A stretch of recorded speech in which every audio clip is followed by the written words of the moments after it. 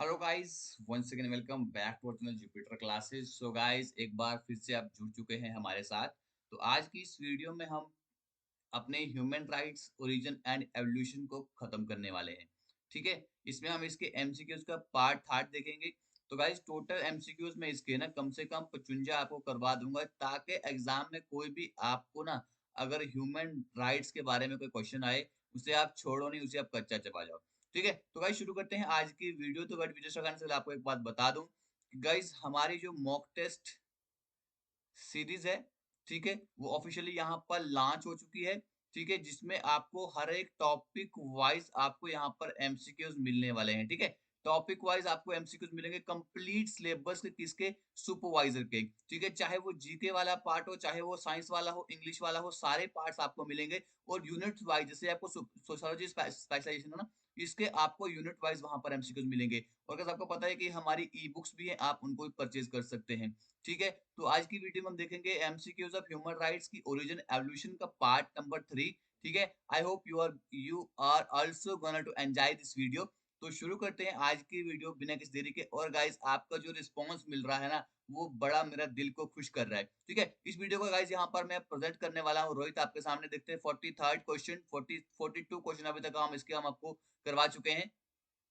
पहला क्वेश्चन है, what event led to the formulation of the Geneva conventions which established standard for the treatment of prisoner of war and civilian during armed conflict। यहाँ पे question को बड़े आपको प्यार से पढ़ना पड़ता है, क्वेश्चन को बड़े ध्यान से पढ़ना पड़ता है, तब जाके आप क्या कर सकते हो, तब जाके आप क्वेश्चंस के आंसर्स कर सकते हो। ओके, तो क्वेश्चन पूछा गया है कि ऐसा कौन सा इवेंट था जहां से किसको यहाँ पे फॉर्मुलेट किया गया, जिनेवा कन्वेंशन को यहाँ पर बनाया गया। ठीक है, जिसने क्या किया, यहाँ पे जो प्रिजनर ऑफ वॉर है और सिविलियन जो होते हैं यहाँ पे, आर्म्ड कॉन्फ्लिक्ट अब यहाँ पर रहता है। ठीक है, तो उसको किस तरह से यहाँ पर ट्रीट किया जाएगा। ठीक है, तो वर्ल्ड वॉर फर्स्ट के बाद आया, वर्ल्ड वॉर सेकंड के बाद आया, कोल्ड वॉर के बाद आया, या कोरियन वॉर के बाद आया।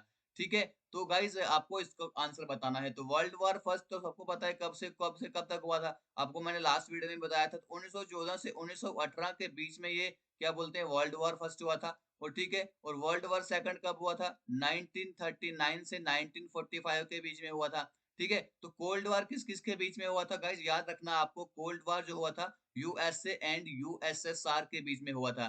ठीक है, यूएसएसआर को आज किसके नाम से जाना जाता है, आज इसको जाना जाता है रशिया के नाम से। ठीक है, इनके बीच में यहाँ पर ये कोल्ड वॉर हुआ था। यूएसएसआर जो है ना, यहाँ पे बहुत सारी और भी यहाँ पर कंट्रीज थी।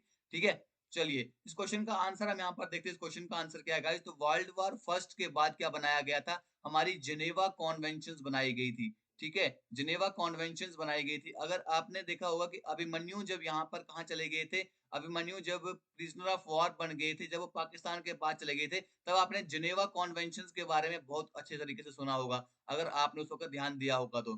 ठीक है, जो भी एट्रोसिटीज होती हैं, या जो कोई सफर करता है, ठीक है, किया जब जब कब किया, वर्ल्ड वॉर फर्स्ट में जब उन लोगों ने सफर किया, उस वक्त इंटरनेशनल ह्यूमैनिटेरियन लॉ की डेवलपमेंट हुई।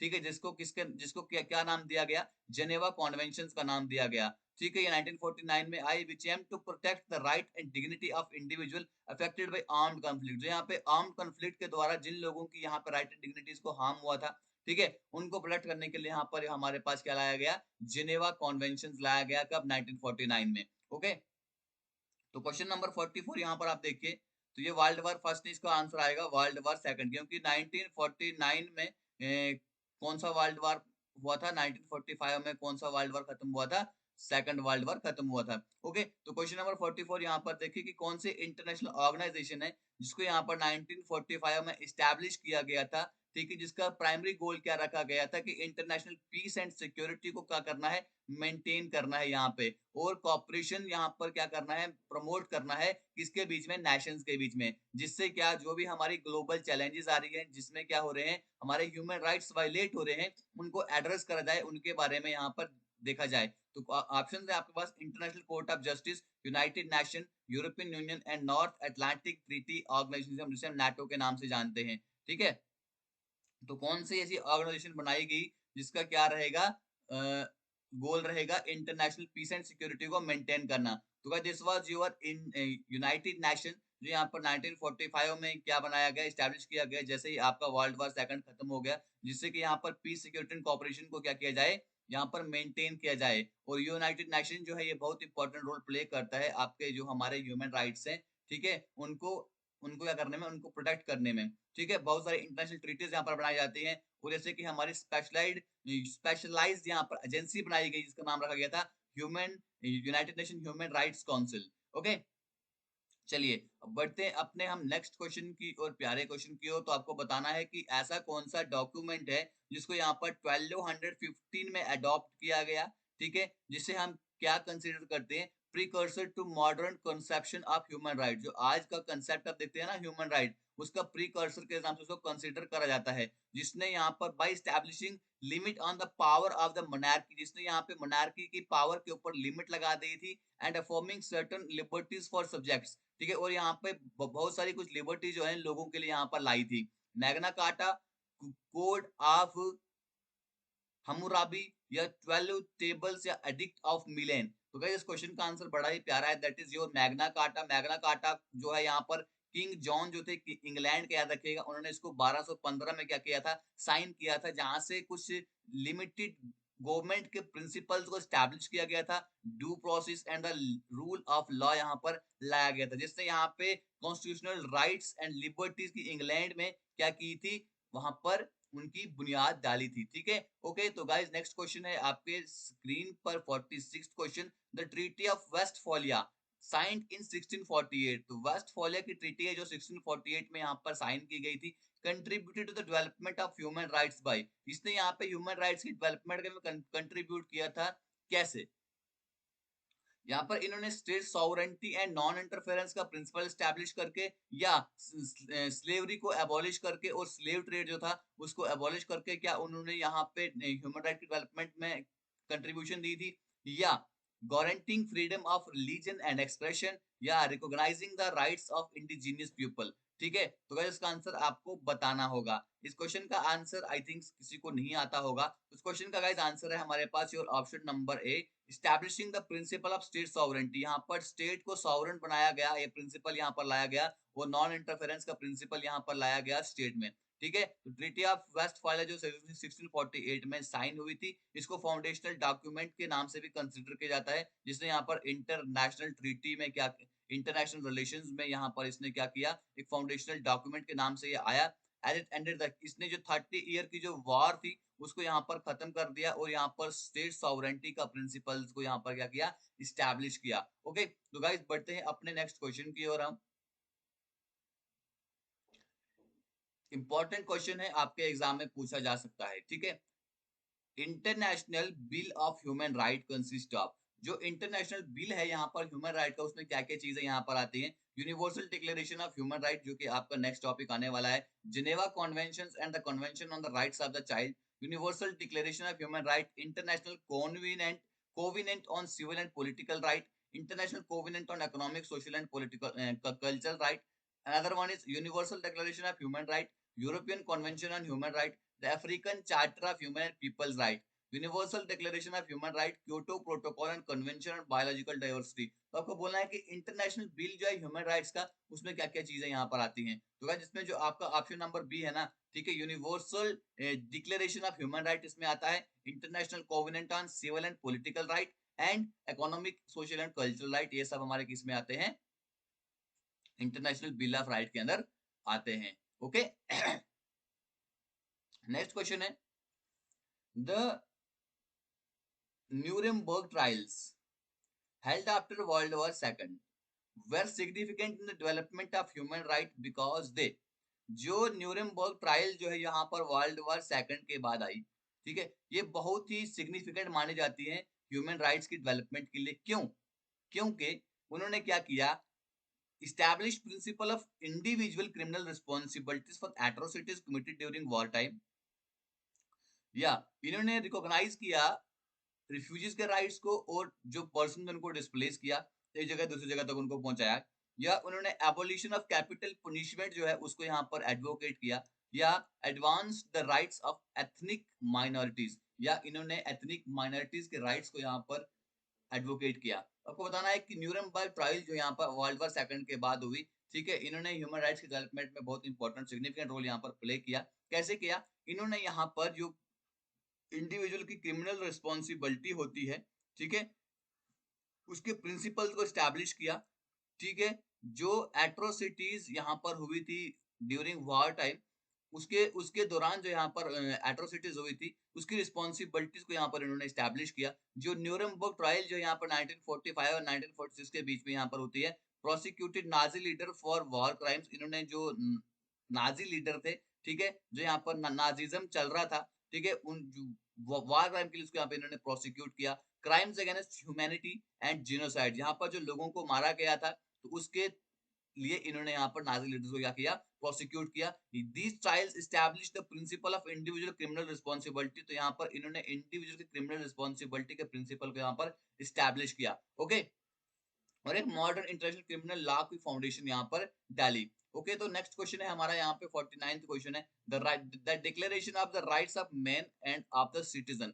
जो यहाँ पर declaration of the right of man and of the citizen है, इसको यहाँ पर फ्रेंच रेवोल्यूशन के टाइम, फ्रेंच रेवोल्यूशन पता है कब हुई थी? Adopted during the French revolution emphasize, जो यहाँ पर फ्रेंच रेवोल्यूशन के द्वारा इसको अडॉप्ट किया गया था। ये किस चीज के ऊपर यहाँ पर जोर देती है? Religious freedom and tolerance, equality before the law and individual right, economic rights and social justice, right of indigenous people and minorities। तो किस चीज के ऊपर यहाँ पर ये जोर देती है? तो गाइस, ऑप्शन नंबर 20 का राइट आंसर है। जो declaration of the right of man and of the citizen है, इसको यहाँ पर फ्रेंच रेवोल्यूशन के टाइम पे क्या किया गया? अडॉप्ट किया गया। तो यहाँ पर ऑप्शन नंबर बी है, इसने किसके ऊपर ज्यादा ज्यादा ध्यान दिया? Equality before law and individual rights के ऊपर इसने दिया कि लॉ के सामने यहाँ पर सारे इक्वल रहने चाहिए। ये 1789 में किसको क्या किया गया? अडॉप्ट किया गया, जब यहाँ पर हमारा फ्रेंच रेवोल्यूशन चल रहा था, जिसमें यहाँ पर principle of liberty, equality and fraternity, ठीक है, यहाँ पर किसी को लिबर्टी होनी चाहिए, इक्वलिटी होनी चाहिए, और सबको आपस में मिलजुल कर रहना चाहिए, ठीक है, इसमें यहाँ पर ये चीजें बताई गई। किसमें? Declaration of rights of man and of the citizens में, जिसको यहाँ पर 1789 में ड्यूरिंग फ्रेंच रेवोल्यूशन इसको अडॉप्ट किया गया। ठीक है, तो नेक्स्ट क्वेश्चन है हमारा, the Seneca Falls, the Seneca Falls convention in 1848 में हुई, ठीक है। ये एक सिग्निफिकेंट माइलस्टोन माना जाता है ह्यूमन राइट्स की हिस्ट्री में, ठीक है। क्यों? आपका टॉपिक चल रहा है ह्यूमन राइट को, उसकी हिस्ट्री के बारे में आपको जानना बहुत ही जरूरी है। जो सेनेका फॉल्स कन्वेंशन है 1848 की, ये बहुत ही सिग्निफिकेंट माइलस्टोन हमें देखने को मिलती है ह्यूमन राइट्स की हिस्ट्री में। इस क्वेश्चन का गाइस आंसर आपको देखने को मिलेगा योर ऑप्शन नंबर सी, ठीक है, demanding women suffrage and equal rights for women, ठीक है। तो यहाँ पर ये वुमेन सफरेज, सफरेज क्या होता है, यानी कि यहाँ पर इसने वुमेन्स का राइट टू वोट यहाँ पर मांगा, ठीक है, वुमेन्स का वोट डिमांड किया सेनेका फॉल्स कन्वेंशन ने, ठीक है, और इक्वल राइट इन्होंने मांगे वुमेन्स के लिए। स्नेका फॉल कन्वेंशन 1848 में होता है, कहाँ पे होता है? न्यूयॉर्क में होता है। फर्स्ट वुमेन राइट कन्वेंशन, अगर फर्स्ट वुमेन राइट कन्वेंशन की बात की जाए यूनाइटेड स्टेट्स में, तो हमें सेनेका फॉल्स देखने को मिलता है। यहाँ पर इसने क्या किया? डिक्लेरेशन ऑफ सेंटिमेंट्स को यहाँ पर इसने क्या किया? प्रोड्यूस किया, ठीक है, जिसको बाद में which called for women suffrage and equal right, जिसको यहाँ पे वुमेन के सफरेज और इक्वल राइट्स के लिए यहाँ पर इसने ग्राउंड वर्क तैयार किया। ओके, तो नेक्स्ट क्वेश्चन है हमारा, एबोलिशन, ठीक है, एबोलिशनिस्ट मूवमेंट जो 19th सेंचुरी में आई, इसका एम क्या था? एबोलिशनिस्ट मूवमेंट, चाइल्ड लेबर को खत्म करना था, स्लेवरी को अबॉलिश करना था, या वुमेन राइट को प्रमोट करना था, या वर्किंग कंडीशन जो थी फैक्ट्री में उसको इम्प्रूव करना था। तो एबोलिशनिस्ट मूवमेंट जो है यहाँ पर क्या आया, इसका सिंपल सा इसका मोटिव था कि एबोलिशन यहाँ पर किसको करनी है? स्लेवरी को यहाँ पर खत्म करना है, स्लेवरी को यहाँ पर एबॉलिश करना है, ठीक है। देखते हैं नेक्स्ट क्वेश्चन, जो इंटरनेशनल क्रिमिनल कोर्ट है, याद रखिएगा, इंटरनेशनल क्रिमिनल कोर्ट है, जिसको यहाँ पे 2002 में इस्टेब्लिश किया गया, ये किस चीज के लिए रिस्पॉन्सिबल है? adjudicating disputes between states, enforcing international trade agreements, prosecuting individual for genocide, war crimes and crimes against humanity, या mediating conflicts between ethnic group।